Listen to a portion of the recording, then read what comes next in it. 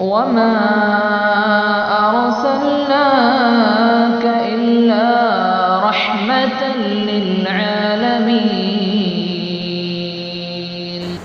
حضرت علی رضی اللہ تعالی عنہ وہ فرماتا ہے کہ من اعتمد علی مالہ فقد قل، کہ جس شخص نے اپنے مال پر بھروسہ کیا تحقیق اس کا مال کم ہو گیا۔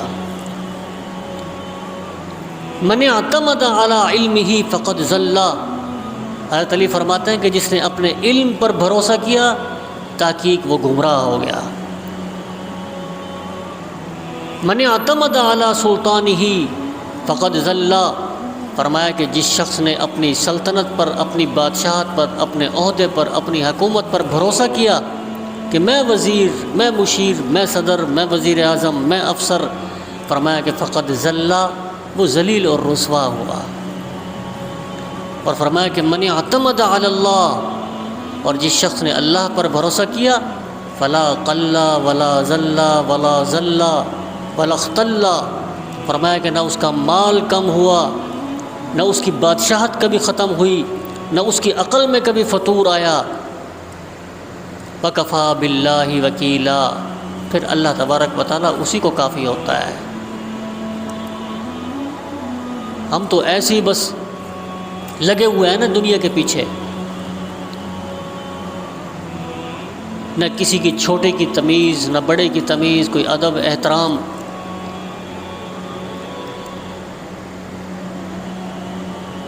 حضرت ابو بکر صدیق رضی اللہ تعالی عنہ وہ فرمایا کرتے تھے کہ کاش میں دنیا کے اندر آتا ہی نہ، پیدا ہی نہ ہوتا، میں مومن کے بدن کا بال ہوتا جو اکھاڑ کر پھینک دیا جاتا، آخرت کا اتنا فکر تھا۔ کاش میں ایک درخت ہوتا، کاٹ دیا جاتا۔ وہ ابو بکر جس کے لیے جنت کے 8 دروازے کھلیں گے، 8 دروازے، کیوں؟ کہ ابو بکر جس دروازے سے چاہے اس دروازے سے داخل ہو جائے، اس کی مرضی ہے۔ اللہ کے نبی نے فرمایا کہ میں نے دنیا کے اندر موجود تمام لوگوں کا احسان میں نے اتار دیا، چکا دیا، لیکن ابو بکر کا میں احسان نہیں چکا سکا۔ اس کا احسان آخرت میں اللہ تبارک و تعالیٰ خود چکائیں گے۔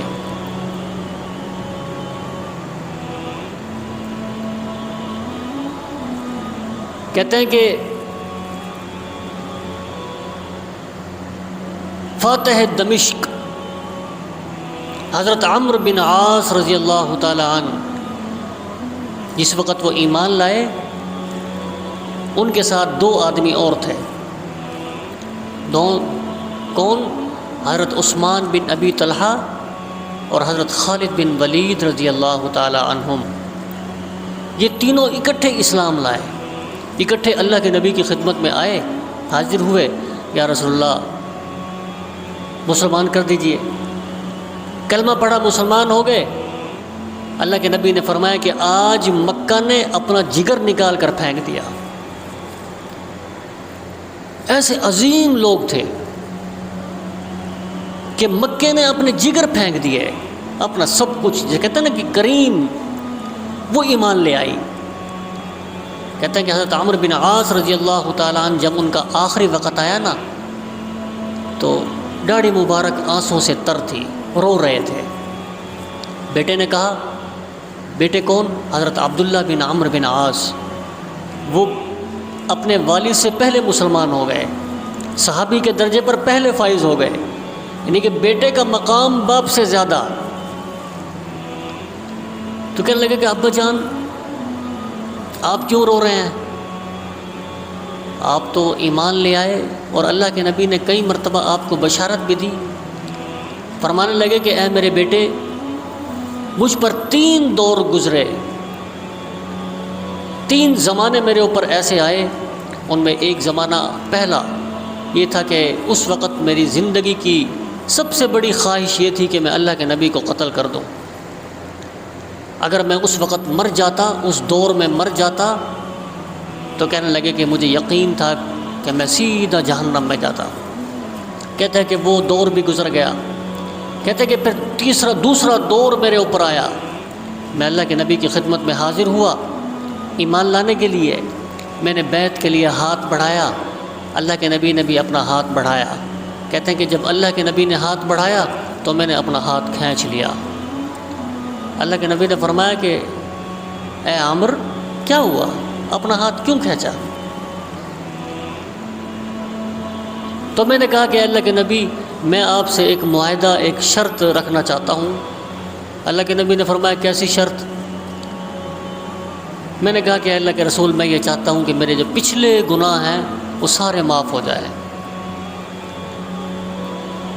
کہتے ہیں کہ اللہ کے نبی نے میرا ہاتھ پکڑا اور کہا کہ اے عمر تجھے پتہ ہے ان الاسلام یہدم ما کان قبلہ، کہ جب انسان مسلمان ہو جاتا ہے تو اس کے پچھلے تمام گناہ معاف ہو جاتے ہیں۔ تو کہتے ہیں کہ کاش میں نے اپنے پچھلے گناہوں کی معافی تو منگوا لی تھی، طے کروا لی تھی، کاش میں اپنے آئندہ آنے والے گناہوں کی بھی معافی میں منگوا لیتا، وہ بھی طے کروا لیتا۔ تو کہتے ہیں کہ مجھے اپنی پچھلی لڑائیاں جو میں نے اللہ کے نبی کے خلاف لڑی تھی، مجھے اس وقت وہ یاد آتی تھی، اور میں آنکھ بھر کر اللہ کے نبی کے چہرے کی طرف دیکھ نہیں سکتا تھا شرم کی وجہ سے۔ میں اللہ کے نبی کی خدمت میں حاضر رہتا تھا لیکن اپنی آنکھیں جھکائے رکھتا تھا، میں آپ کی آنکھوں سے اپنی آنکھیں چار نہیں کرتا تھا۔ تو کہتے ہیں کہ مجھے اپنی پچھلی لڑائیاں یاد آتی تھی، اور اگر کوئی آج مجھ سے یہ پوچھے کہ اللہ کے نبی کا حلیہ کیسا تھا تو میں بتا نہیں سکتا، میں نے کبھی آنکھ بھر کے اللہ کے نبی کو نہیں دیکھا تھا۔ کہتا ہے کہ اگر میں اس وقت مر جاتا تو مجھے 100% یقین تھا کہ میں سیدھا جنت میں جاتا۔ کہتے ہیں کہ وہ وقت بھی گزر گیا، اب ایک تیسرا دور میرے اوپر اب آیا ہے، اور اس تیسرے دور کے اندر ہم پر اللہ تبارک و تعالیٰ نے دنیا کھول دی، ہم دنیا دار بن گئے، اب کیا کرتے ہیں کیا نہیں کرتے کچھ نہیں پتہ۔ اور کہتے ہیں کہ ایسے انہوں نے ایسے اللہ آسمان کی طرف ایسے دعا کے لیے ہاتھ اٹھائے اور کہنے لگے کہ اے اللہ میں اپنے جرم کا اقرار کرتا ہوں، انکار نہیں کرتا، میں کمزور ہوں، طاقتور نہیں ہوں کہ میں تجھ سے لڑ سکوں، اے اللہ میں تجھ سے بخشش کا طالب ہوں، طلبکار ہوں، اے اللہ مجھے معاف کر دے۔ کہتے ہیں کہ ایسے ہاتھ اٹھے ہوئے تھے اور ایسے ان کے جھولی کے اندر دامن میں آ کر وہ ہاتھ ایسے ڈھلک گئے، روح پرواز کر گئی۔ آخرت کی اتنی فکر اور اتنا احساس